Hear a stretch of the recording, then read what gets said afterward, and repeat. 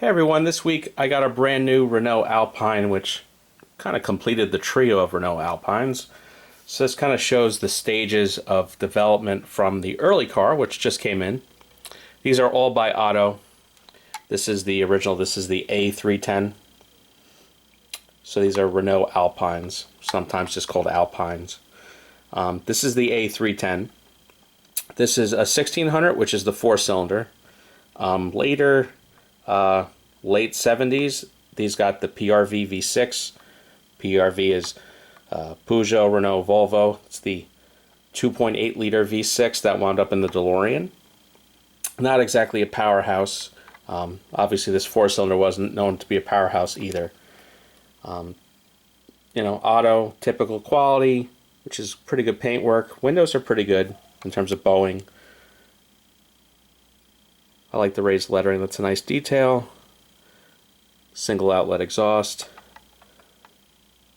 Wheels and tires they're okay.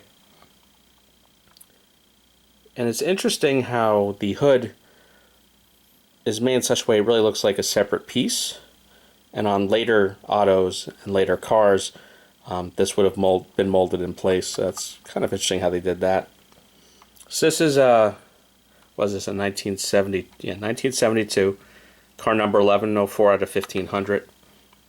So I got that in recently. A few months ago, I got the 80s version of the same car. This is about a 1985 or so, A310. So this has some really pretty crazy looking fender flares, some deeper dish wheels, and again this would have had the PRV V6. This one referred to as the GT pack, car number 86 of 999. This one I think I paid like $50 or $60 for. I paid $50 or $60 for the yellow one as well. I think that's worth it at that price. I'm not mad at it. These are pretty neat cars. It's an interesting color. It's kind of a metallic purplish blue. Interior, pretty good quality. Otto was pretty much my favorite value-priced resin. And then a later updating 90s version, the A610.